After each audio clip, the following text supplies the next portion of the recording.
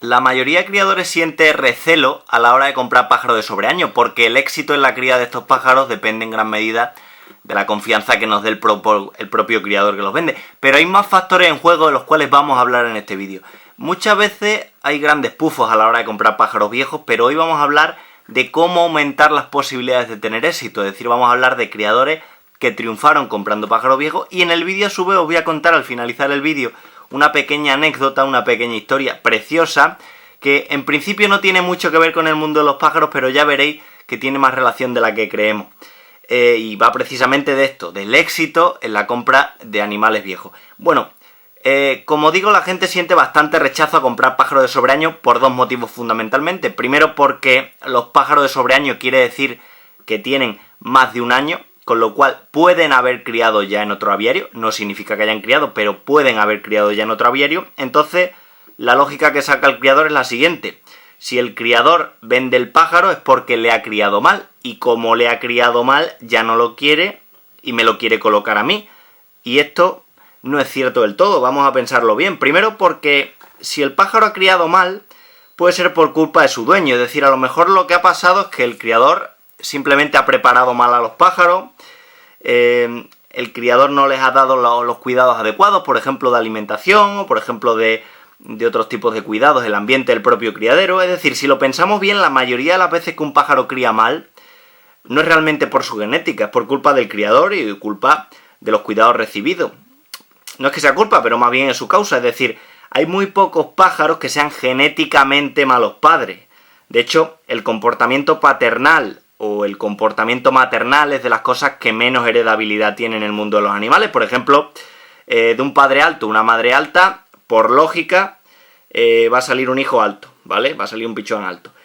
Pero esto no es seguro, lógicamente, pero tiene una heredabilidad muy alta, muchas probabilidades de que eso ocurra. Pero el comportamiento, por ejemplo, no os penséis que se hereda mucho, sino más bien todo lo contrario. Con lo cual, esta es la razón esta razón la mayoría de las veces pues no nos valdría en este caso. Segundo factor, la segunda razón por la cual los criadores no suelen comprar pájaros de sobreaño es porque piensan otra lógica. Y la lógica que piensan es la siguiente: el pájaro ha criado bien, es posible, pero sus crías son de mala calidad, con lo cual el criador hace lo mismo, también se lo quita. Pero esta razón todavía tiene menos sentido, porque para empezar la calidad de la descendencia depende al 50% del macho y al 50% de la hembra, pero es que a su vez el factor de la nutrición y el factor del ambiente influyen mucho en la calidad de los pájaros posteriormente. Un mismo macho, por ejemplo, con dos hembras diferentes, pensémoslo bien, puede tener hijas también muy diferentes, que se parezcan por lo que un huevo o una castaña. Entonces, esta razón tampoco nos vale siempre.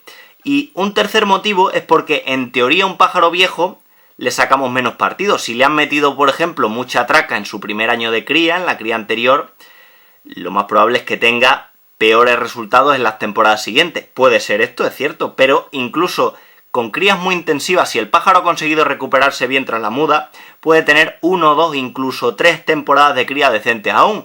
Y normalmente no sometemos a los pájaros, a la mayoría de las veces, a más de 3 años de cría, con lo cual tampoco tiene por qué ser un motivo que siempre se cumpla. Entonces, para evitar que nos la cuelen y nos engañen vendiendo un pájaro de sobreaño, hay que seguir, yo propongo aquí 3 consejos. El primero de ellos, fundamental, que solo hay que confiar en criadores, precisamente eso, que nos den verdadera confianza. Y si podemos, pedirles que nos aporten la información de su libro de registro, donde vienen los datos de cada pareja, de cómo han criado y demás, ¿vale?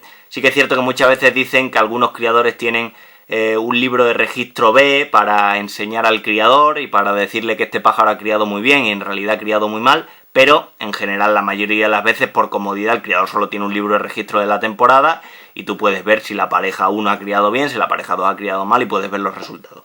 Entonces, eso es un consejo primero. Luego, el segundo consejo es: aprovéchate de las oportunidades, porque están ahí. O sea, muchas veces un criador se quita una gama, la mayoría de las veces se la quita por aburrimiento, y puede ser una oportunidad perfecta de conseguir joyas, auténticas joyas, a un precio incluso absolutamente ridículo. O por ejemplo, el criador deja la afición y tiene prisa por dejar los pájaros, y te deja pájaros de muy buena calidad a unos precios muy bajos. Y el tercer consejo es: piensa también que muchos criadores lo que hacen es vender pájaros de sobreaño porque crían con pocas parejas y prefieren seguir criando con la siguiente generación, pero realmente no porque sean malos, sino precisamente porque lo que quieren es avanzar en cierto modo genéticamente.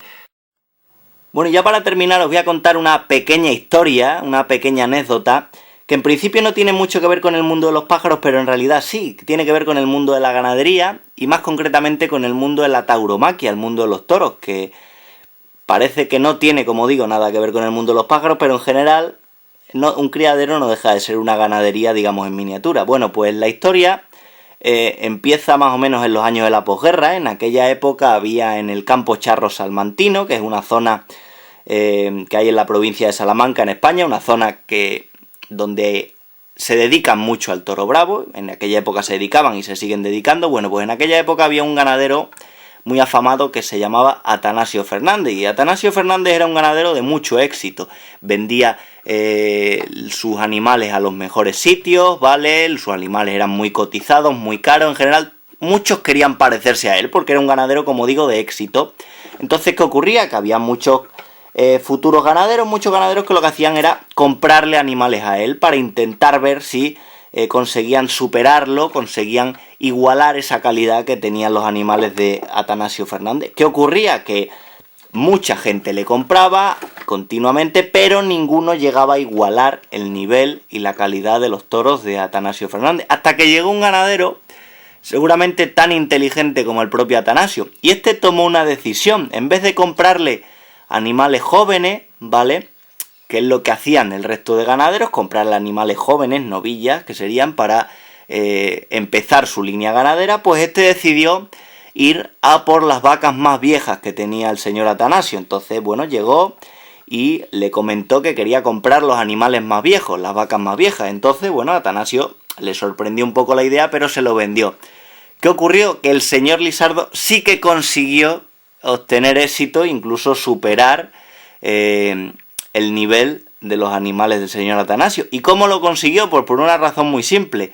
Al comprarle los animales viejos, ocurría una cosa, que es que si esos animales los había seguido manteniendo el señor Atanasio en su casa, ¿vale?, un animal, por ejemplo, que tuviera 10 años o más, quiere decir que el señor Atanasio los había seleccionado en su día ya para él, con lo cual eran animales de mucha calidad. ¿Qué consiguió? Posiblemente el señor Lisardo, el primer año, le sacó poco partido a esos animales, porque ya eran viejos, evidentemente no iban a criar mucha cantidad, pero a partir de ello sentó las bases de su ganadería y consiguió calidad. Con lo cual, ¿qué quiero decir con esta historia? ¿Cuál es la moraleja de esta historia? Porque cuando vayamos a comprar pájaros, acordémonos del señor Lisardo, y pensar también que a veces podemos encontrar petróleo, podemos encontrar pequeñas joyas, comprando pájaros viejos, pájaros que en principio son rechazados, pero que pueden tener cosas muy interesantes para nuestro criadero. Un saludo.